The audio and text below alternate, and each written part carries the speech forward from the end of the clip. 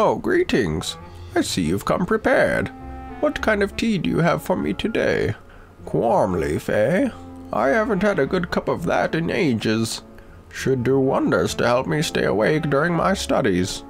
Now, would you like to make a trade for some other rare teas, or would you prefer a straightforward payment?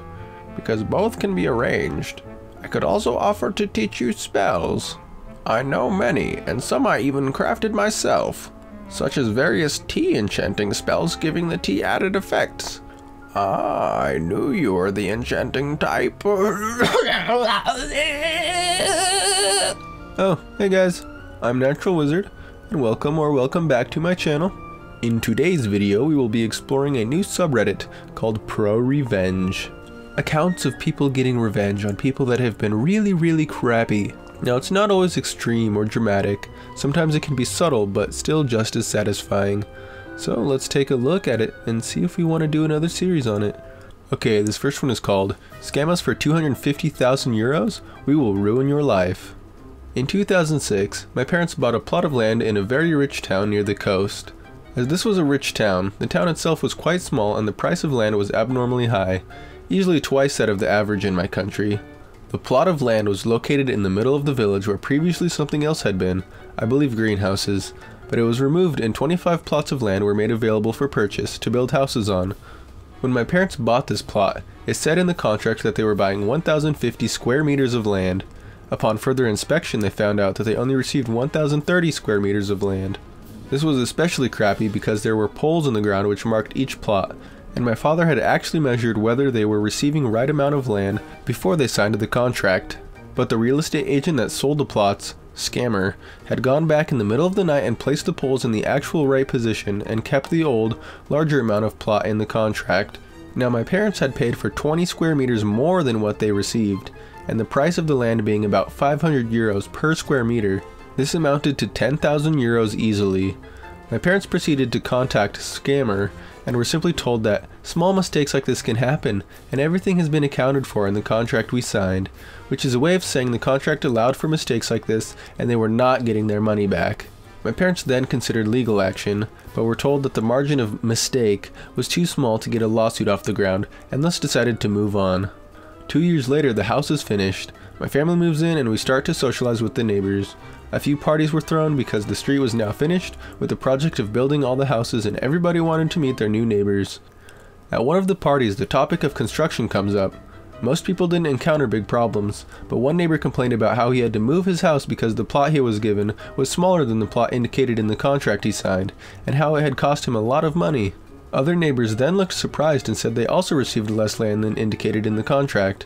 It turned out that the scammer had pulled the same trick with everyone in the street, giving them exactly 20 square meters less, and there were 25 plots in the street. This meant the amount he stole was 250,000 euros. Everybody in the street was livid when they realized this, so the entire street decided to get back at him. This is where the fun begins. Did I mention that this was a small town? Well, that meant almost everybody knew each other, and that nothing exciting happened normally. A new street being finished was thus a daily topic for at least the next 2 months. So everybody in my street started talking about their new houses, and would occasionally drop the fact about how the scammer had practically stolen a lot of money from them and the neighbors. This of course was told over and over again until the entire village knew these allegations, and being a small town, juicy rumors like this last for what seems like forever. The scammer knew this, so he contacted pretty much everybody living on our street, begging us to stop talking about it, threatening us with legal action, etc. He never even offered to give the money back. Not that it would have mattered. Everybody had already cut their losses and just wanted revenge at this point. So scammer was avoided on the street. He also lived in town, lost too many clients and money, etc. Although he still made enough money to live in the town. But the big blow had yet to come. The town council and mayor were quite satisfied with the fact that the plots of land were sold so quickly, and that the houses that were built looked so beautiful.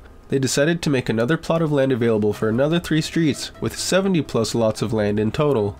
Needless to say, every real estate agent from the surrounding area wanted to be the one to broker these plots. Initially, the scammer was the one who was appointed to do this.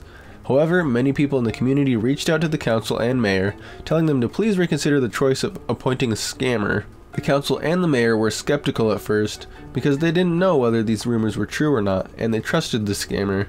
as the last project went so well. However, a few neighbors had friends who were members of the town council, and they confirmed the rumors to be true.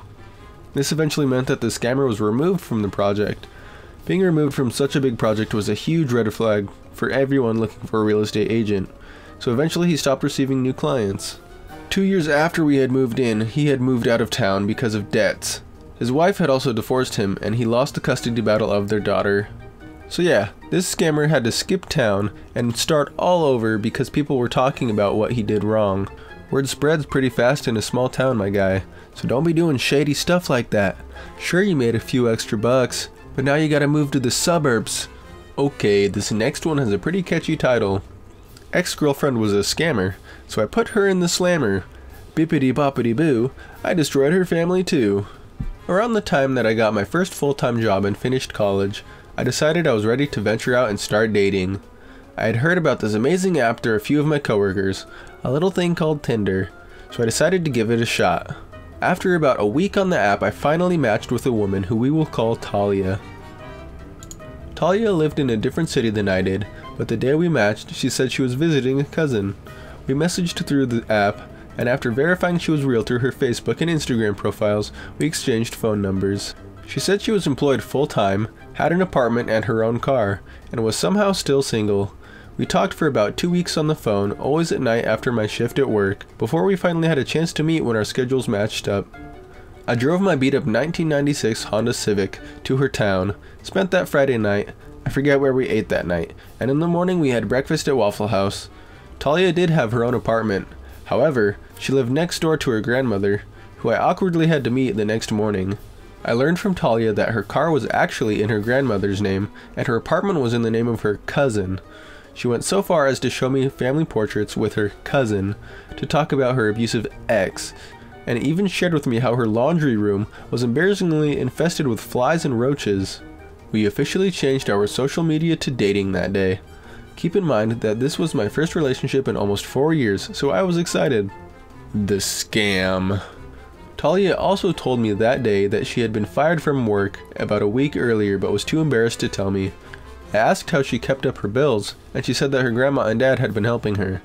Talia asked if I could help her make a car payment, which was due that weekend. I refused. She then explained that she could get a payday loan, which is banned in our state, and could put it into my checking account. I felt uneasy about it and asked if there was another way she could get the loan. Talia said that she couldn't use her grandma or dad's account because they had burned her in the past. I thought it was weird, but she started crying, so I called my bank, where I had an account since high school graduation, and opened a linked checking account. I gave Talia the new checking account number and routing number. Talia contacted a payday loan company in Alabama, and by Sunday morning she had the funds in my linked checking account. Per our agreement, I gave her the money. Talia promised to repay the loan within 2 weeks. I had my reservations but went back home and back to work Monday. Talia called me on Wednesday and said she had a new job. I asked if she had the payday loan squared away with her first paycheck. She said she did, but I still got charged $47 2 weeks after she set up the loan. I called my bank, called Talia to verify the loan was going through her, and terminated the charge from the payday loan as I was not the signed person. Talia and I agreed to meet Memorial Day weekend 2 weeks later. She stated that her dad had given her a check for the entire loan amount, $1,800, and that she would deposit it into my bank near her. Like a fool, I let her deposit the check right before Memorial Day weekend. 2 weeks later, the payday loan company charged another $47 plus penalty fees and another $47. The $1,800 check bounced. Talia stopped answering her calls and blocked me on everything. I called my bank and informed them that I was a victim of fraud. Within hours, my main checking account, into which my paycheck had gone, my savings account, with $800 saved for a new car, and the new checking account were closed. My best friend from college, and we'll call him Clark, found Talia had 2 of every social media account, the one she shared with me and the one which she had a boyfriend. Her cousin from her family photos was actually her boyfriend since high school. Talia was 22 or 23. Her boyfriend, we'll call him Jason, was in prison, but from the social media posts, she was visiting him once a month minimum and had plans to marry him. I spent days trying to get back my accounts and my money. One of the representatives from my bank, and Clark and my mom, advised that I should press charges for fraud. My bank mailed me a copy of the bounced check for criminal investigation purposes, and it showed Jason's name and not Talia's father's name as the owner of the check. That's when I decided to get revenge. The revenge. As mentioned before, Talia's apartment had a minor infestation of roaches and flies in her laundry room. While I went through the legal agencies to pursue pressing charges of forgery on the check, fraud, etc., I found the name and phone number of Talia's apartment complex. I left a message for the apartment complex management that Talia and her grandmother both had a filthy apartment. Within a week, Clark showed me that Talia had posted a request for temporary housing for her and her grandma, since her parents wouldn't let her move in. Talia's payday loan company began calling me, as Talia had given them my phone number instead of hers, and they had not received payment yet. I was still reviewing my legal options at the time. One day, I answered and notified the rep that Talia had fraudulently used my checking account. The rep who called me transferred me to their legal department, who was very interested. It turned out that Talia's grandma and her father owed to the payday loan company. It wasn't a lot separately, but the payday loan company had enough evidence, with my claim, that Talia was the ringleader using her family's accounts. I turned over my evidence, including Talia's text messages promising to pay, the copy of the bounced check, and my bank statements. By the end of the year, Talia was arrested on several charges. Her grandma and her father were also arrested but took pleas for lesser charges in exchange for turning over evidence on her. I didn't have to testify at the trial, but I kept informed. Talia's grandma had a minor heart attack when she was arrested and had a more significant one during the trial. I'm not sure if her grandma lived or died after the trial. Despite this, Talia went to prison for multiple counts and will serve more than a decade behind bars. Ooh, I hate people like that. Serves you right, Talia, you frickin' flippin' piece of frickin' flip. You wanna act like a frickin' degen and steal money from people like that? Well, have fun spending 10 years behind bars. Frickin'. Yeah, people like that make me really upset. Because I actually got scammed out of $500 once. And that made me feel really bad. And if you have ever been scammed out of a decent amount of money, you know exactly how that feels. It makes you want to squeeze their neck and shake them around a little bit. The absolute worst part about stuff like that is when law enforcement can't do anything about it because they don't know where to find them. Man, I absolutely hate scammers and thieves. They're some of the worst kind of people. This guy was lucky though. He was able to put her behind bars for over 10 years. Damn, that must have felt good. But both of those stories were pretty lengthy, so I think I'm gonna wrap it up here. So as you guys have witnessed, you know that I don't like scammers and thieves. So reading these stories and hearing how these criminals got their just desserts was pretty enjoyable for me. And I hope you guys enjoyed the justice that was served as well. Now, if I had it my way, I would cast a spell on these people that would turn their heads into their butts, and their butts into their heads, so that whenever they go to drop a stink log, it has to come out their mouth, and their breathing is just constant farting. Huh, good luck stealing from anyone now, freak. Why don't you go join the circus? But yeah, I guess the moral of the story is don't steal from people and don't scam people, and your head won't be a butt and your butt won't be a head. Simple as that. But anyway, I am just about out of time, so thank you guys so much for watching and spending some time with me. And as always, don't forget your tea before you go.